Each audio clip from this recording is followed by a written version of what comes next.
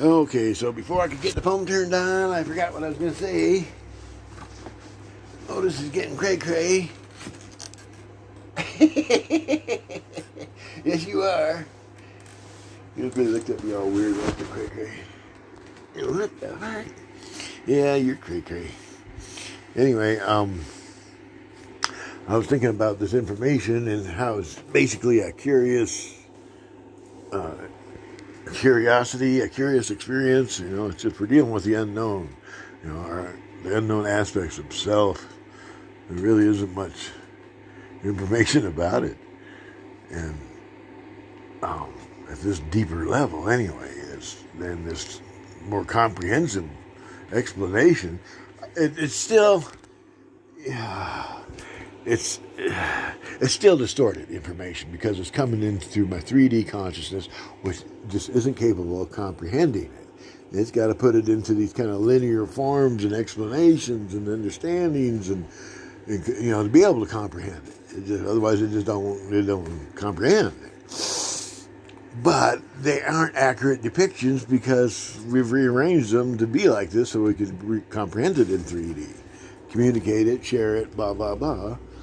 Anyway, and the real thing is much more extensive, much more detailed, much more involved. It's just much more. There's a lot being left out. Let's put it that way. And it's to the degree to where when we try to bring it back into 3D, it gets distorted and it's not really completely accurate. You have to really kind of discard that after a while. It helps you to a certain point. The 3D distortion has information, better than no information. But at a certain point, you start getting the real information, you have to discard the 3D, the old 3D, the information that you're going by. But then you have to come back to it if you're going to share it with somebody. And I don't know if sharing this with anybody is going to help them, because really, the only way to do this is on your own, without anybody else's other information.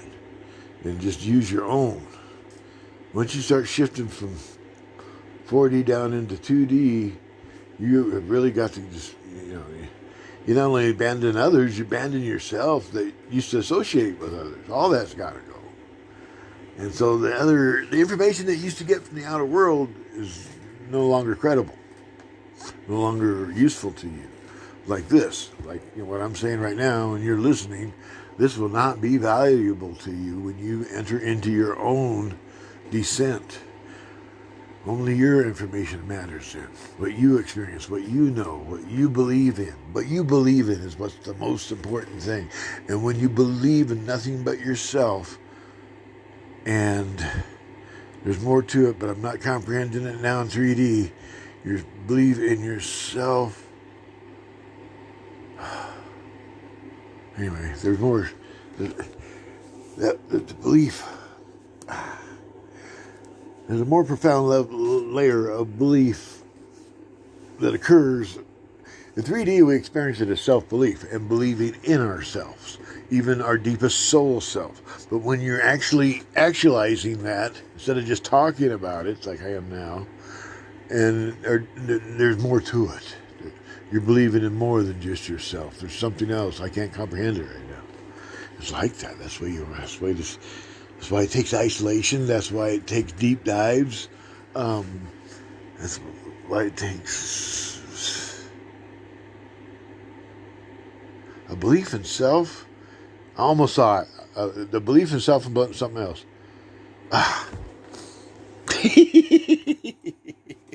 I don't know. Maybe a belief in the process. I don't know what it is. But a lot of ways this keeps getting shown to me. This is what occurs at the fulfillment. It's not the end. It's not the completion as much as it is a fulfillment of the karmic cycle. You have been living billions and billions of lives, and finally it comes to a fulfillment.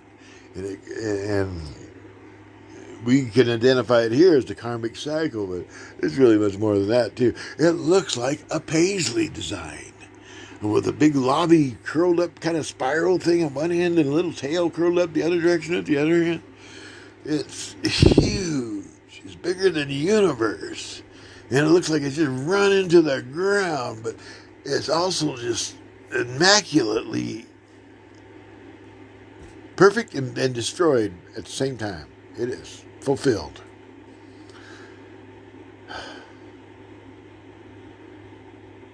It's really beyond comprehension at this level of consciousness.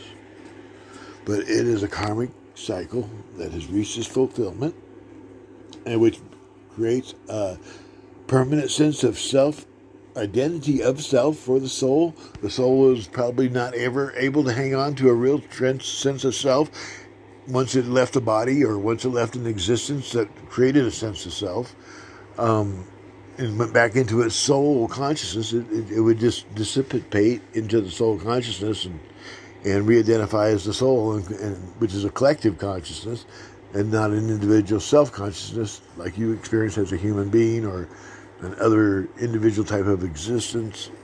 And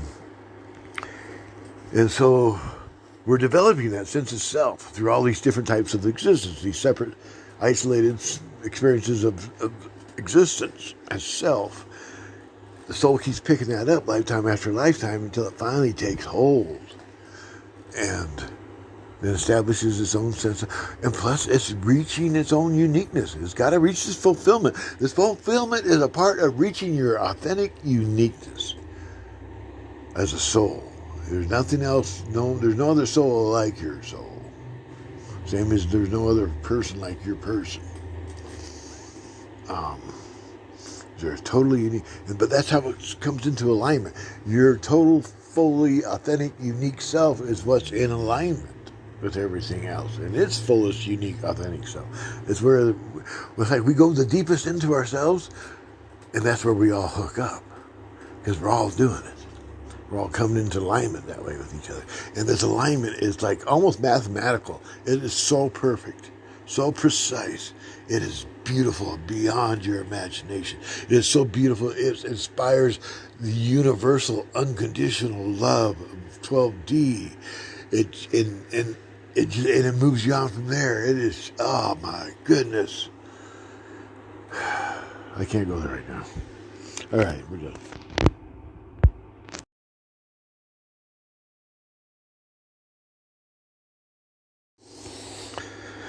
Okay, we're talking about working through the shadow.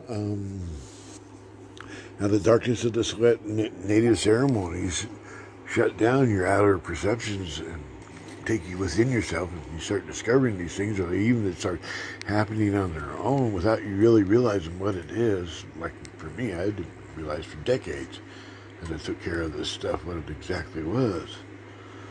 But this is how I experienced it, and I remember it. For years and decades working through this stuff. The second layer after daily sin is more, I'm not sure if I'm skipping anything right now. Is that habitual layer?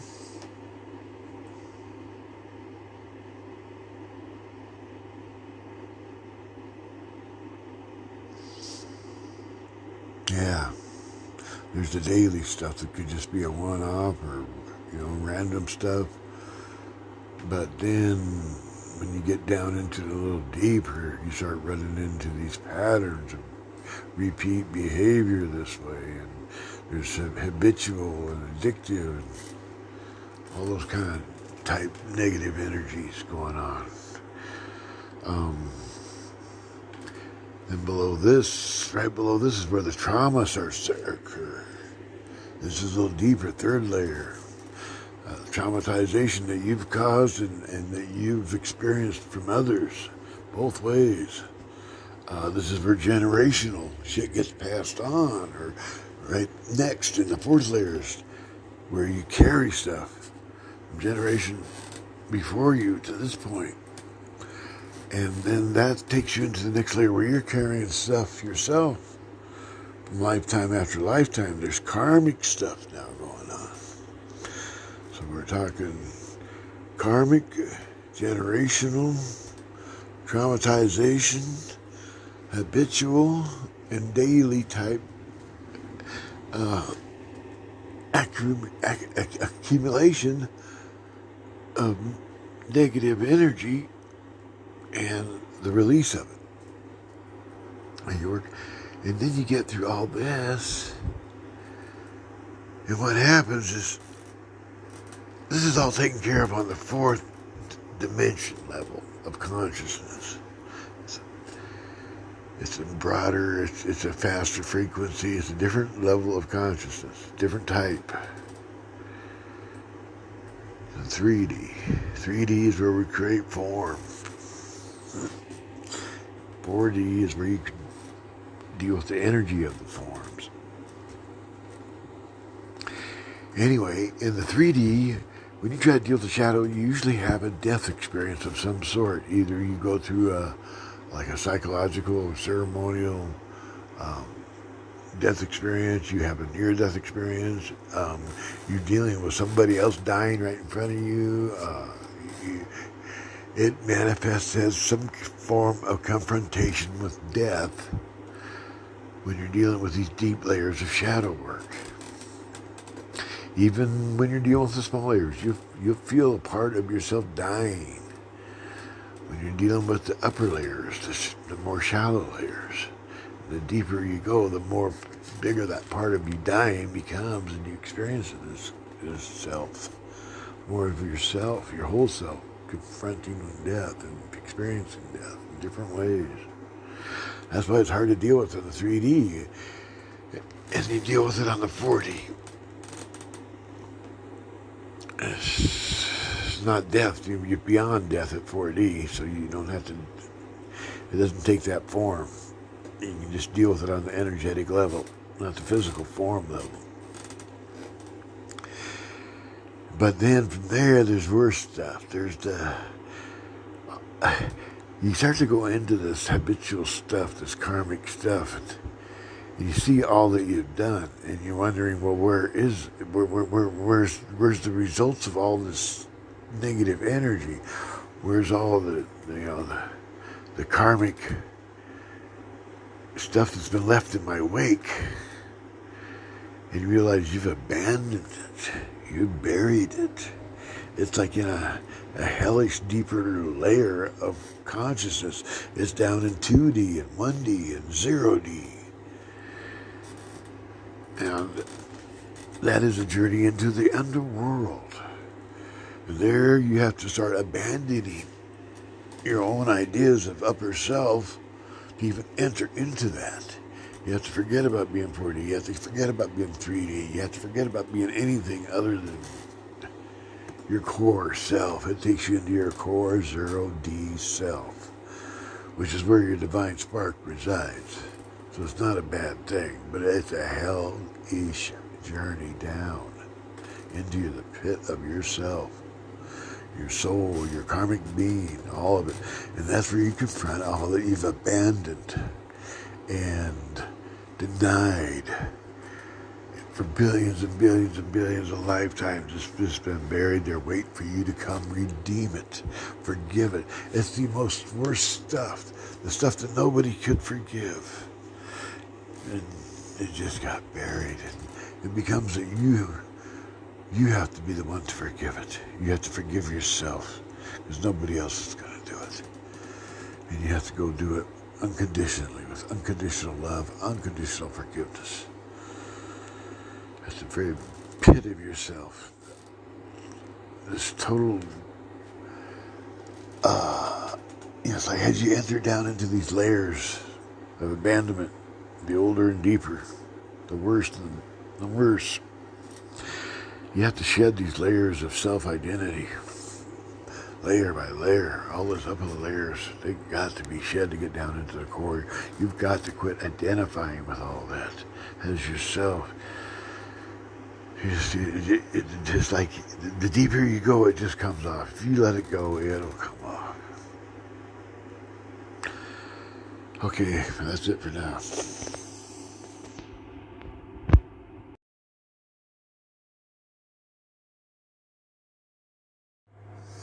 At the very deepest depth of 0D, or the fullness of it, the wholeness of it, it's like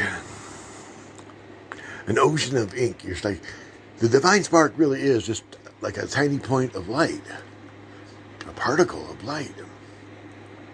And it's encased or surrounded in this black inkiness.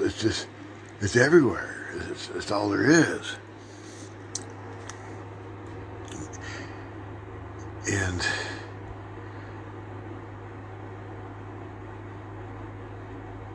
I'm trying to think of the way down. Okay, let's back up. Back up, coming out of 3D into 2D, you're very much experiencing a dark, like, hole or opening into the bottom of yourself. This is where the dark night of the soul occurs. You open up into this trap door of yourself, and you just fall into this pit, and you can see it as a hole, an opening that you're going into. And then it continues on through different layers of consciousness that comprehend more and more what this is about. And you enter into 1D, which is more a stationary point, like the bottom. It feels like the bottom, but things are still separate from each other there. You're finding these aspects of self that you've abandoned and denied for billions of lifetimes.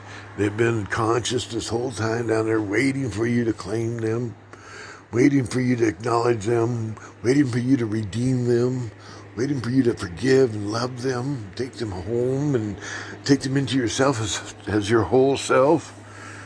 And loving in, the most loving, unconditional way. Imagine that is a state of mind. It's very over emotional for the human consciousness. It's huge, huge, huge emotional release. So tender. Oh. And then you go through this process of reclamation and forgiveness, and you understand that unconditional love is more like a state of unconditionality of everything. It's unconditional everything. And then that opens it up into 0D. When you go unconditional, you go into 0D. And then the bottom just becomes everything. That's all there is. You're just a point of light and nothing but this pure black nothingness. It's not the void. It's different. It's like the very pit of ourselves. But this is also where the divine spark resides.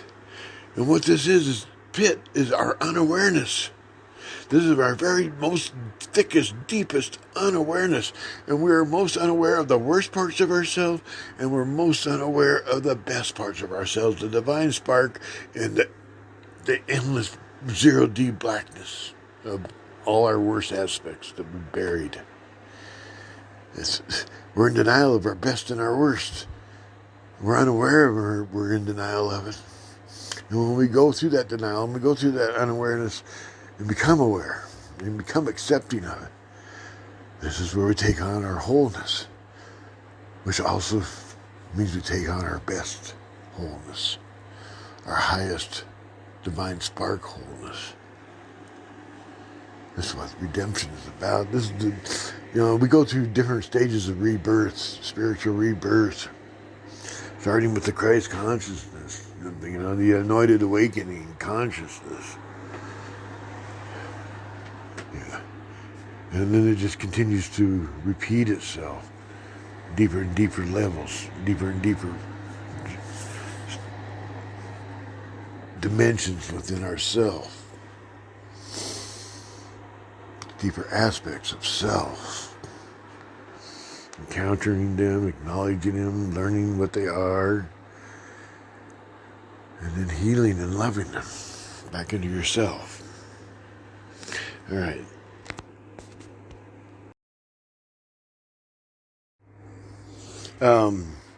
Another recognizable form in 3D when you shift from 4D to 2D shadow work is that, oh hell, it's gone. Fuck. I have no clue in my regular consciousness what it was. What was that? Oh my goodness. Well, it's gone.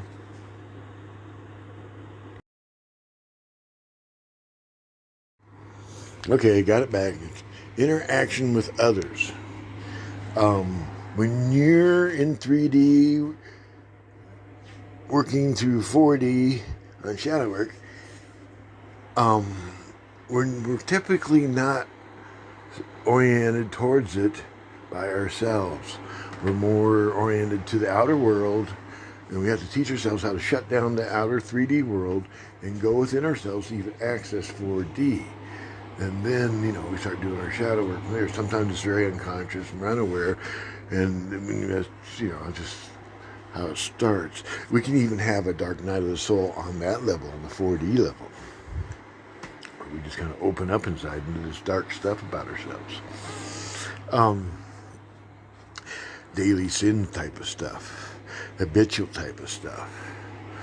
All that upper stuff that we described earlier. Anyway, what happens is when you're in 3D to 4D on up or whatever, working with your shadow work, interaction with others can be an inspiration to remind you of what to do, how to do it, to be aware of it, bring you back out of your distraction into yourself, and, just be an inspiration to do the work. And when you finally get all that kind of completed, and you need to start shifting from that level to the deeper levels of 2D, 1D, and 0D, what happens is interaction with others shifts from being an inspiration to a distraction. And then they tend to take you off the path.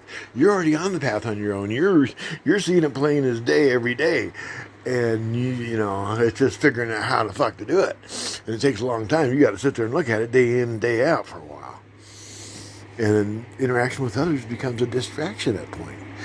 You might find a little inspiration here and there to build up some wherewithal to be able to withstand it. Because it's not fun. And it's going to show in your 3D world as a rugged experience. You're going down into the underworld, and it's going to show in 3D. Some form, some manner. It's not going to be pretty.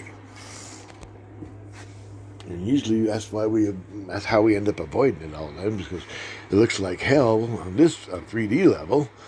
And the last place everybody wants to live is in hell, so we usually do whatever it takes to change it. And we end up avoiding it instead of just accepting it or being forced to accept it and going into it. Okay.